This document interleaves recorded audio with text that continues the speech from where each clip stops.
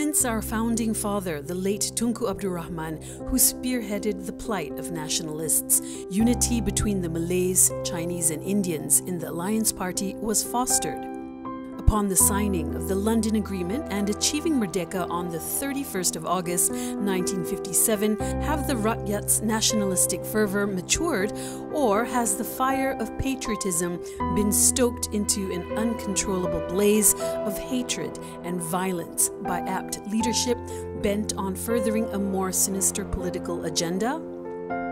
Are politicians the catalyst for extreme violence in Malaysia? Now, your question is whether or not politicians in Malaysia cause extreme violence. Alright, now to answer that, we need to understand whether we're talking about physical violence or emotional violence, for example, or psychological violence. I think a general start to that question, Sharina, would be, my response would be, generally, it is not much of a problem in this country about the relationship between violence and politicians. After observing series of events, political statements, political actions, and even on the clampdown of the rights of certain minority, I strongly believe that politicians do contribute to the issue. And I think as a human rights activist, I use a rights framework to analyze. Having said that, however, if we look back at political history in Malaysia, the first thing that comes to my mind when you talk about violence incited by or caused by politicians is when you look at the relationship between, or rather the political rivalry and competition between PAS and UMNO many years ago. Tak ada nampak ganas, tak berani. Walau kita nampak tu tadi, geganas tu tadi, tak dikemuka tujuan-tujuan apa. Bila tujuan-tujuan nak naik, ya nak naik, bila dah naik nak buat apa. Itu dia tak nampakkan tujuan-tujuan yang dia kegankan. Kita tengoklah luar negeri kan, ada tujuan dia dah. Macam negeri-negeri yang ganas yang baru ni, Myanmar, dia ada maksud, dia ada semangat. Mungkin orang di Pantai Timur atau mungkin di sebelah utara sendiri boleh beritahu pengalaman mereka. Bagaimana pandangan pemimpin politik sehingga bukan sekadar sehingga memecahkan persaudaraan di kampung sampai di tingkat bawah tu, di kampung tu. If you recall, at one time the political competition between PAS and UMNO resulted in different marriages using different mosques and so on. That actually caused a major real split among the Malays. Now that could have incited to violence, and nasib baik, luckily, alhamdulillah, it did not become violence, but that could have been. That led to extremism. Kan? Satu ketika dulu, 30-40 tahun dulu, bagaimana tajamnya pertemuan antara UMNO dan PAS, penyokong UMNO dan PAS. Di bawah ni, 30-40 tahun dulu, begitu menajamnya pertemuan mereka sebab ya, jadi kawan-kawan hari ni kita ada banyak maklumat yang kita boleh dapat ya, Itu pakcik memang semangat untuk berjuang untuk nak apa kemerdekaan tu sampai dah bila dia naik menteri dan dia tak ada selamat dia tujuan dia tadi. Dia nak naik je. Tu tak ada keganasan kan, tak ada tujuan. Kalau keganas, bila dah habis ganas, adalah benda yang dia nampak kan tu.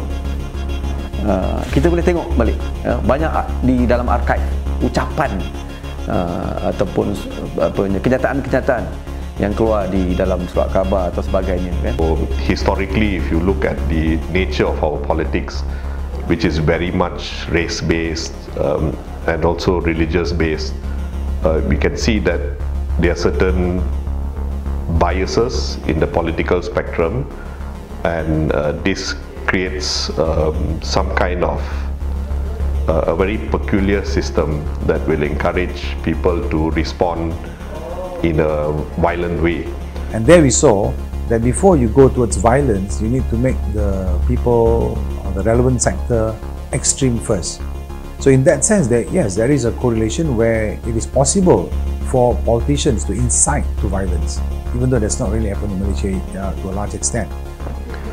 We also see that Malaysia is a country that recognizes Islam as a formal or the religion of the state. So there are certain bodies that should be diffusing the tensions, bodies that are very well resourced, and I think they should be undoing a lot of the damage done by politicians, but probably because their leaders are also political appointees, so you don't see that diffusion happening. Shirin nak cakap sama ganas tu, kalau tanya saya definisi, kalau sehingga tidak boleh bertegur sapa dalam satu kampung misalnya, ataupun betul-betul tidak boleh sehingga ke peringkat tidak boleh bercampur kan, untuk saya itu ganas lah tu. So the violent extremism is something that builds up over time. Unfortunately for Malaysia, historically our politicians have prevented us from certain dialogue in the name that these issues are sensitive. Now, if we want to have a deep democracy, we must be willing to talk about these issues openly, of course without hurting the feelings and sentiments of others.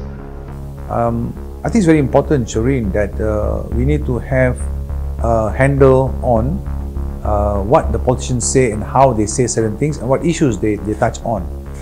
And for that, we need to understand that in Malaysia, there is a diversity of religion, and religion has become a very sensitive issue, for instance. Therefore, we need to have responsibility among the politicians whenever they address such issues. So of course, in Malaysia, relatively, if you compare to the other countries, you don't see the physical violence as openly, but it is there. I think the incidences that have happened in our young people going to the Middle East for the jihad activities could be an outcome, a long-term outcome of the political situation. So, and unfortunately, this country, many issues, even the recent Kalimah Allah issue, for instance, I believe it should be addressed intellectually. Some of the issues of Kalimah Allah should not even be addressed in public because many people don't understand. Luckily, on that respect, we have, for example, Islamic scholars and a mufti like Dr. Mazhar. He has given a very good explanation of the Kalimah Allah issue, but that's one area. Ganas tu sehingga diputuskan hubungan kemasyarakatan di bawah, itu ganas kan. 40 tahun yang lalu, tak lama, 40, 30 tahun lalu, tak lama kan. PAS pun tengah buat luar biasa sikit bagi pakcik pun. Pasal di sini pakcik dah ada orang berkumpul sini, itu pasal pakcik semangat pakcik tu ke depan tu pasal selalu bila demonstrasi pakcik tu tangkap.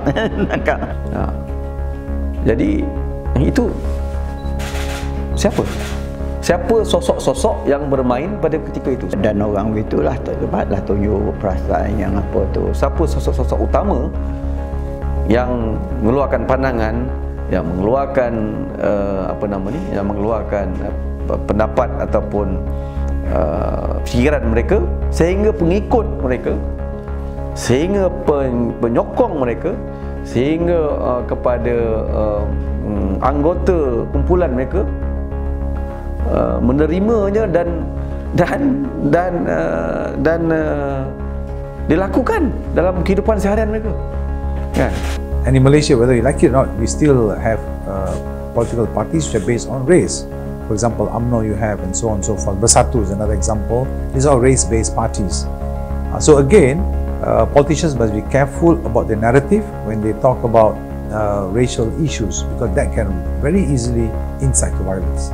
So that would be my general response as to the co-relationship between politicians, politics and violence. Bila orang dah semangat, dia tengok hujah-hujah pandangan tu, itu ya kuncu-kuncu yang bersemangat pada apa ni, undang-undang kan, undang-undang.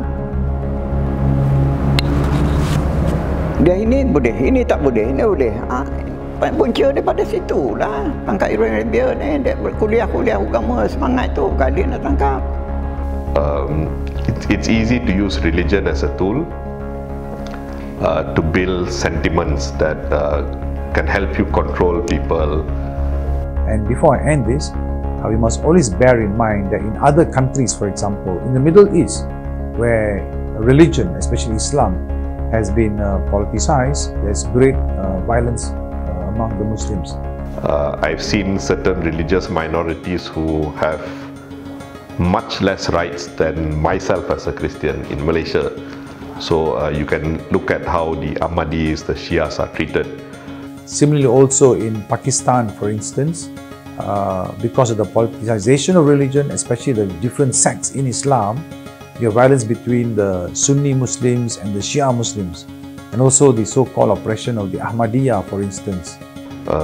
Now some of the violence they face here spills over from global politics also, but nothing is stopping our local politicians from doing the right thing. So all this, yes. So this is a lesson that we should learn from overseas, and we should be grateful that in Malaysia we still largely have the citizens who are reasonable, who are sane, who want to have a peaceful existence. So they become a check and balance on the politicians.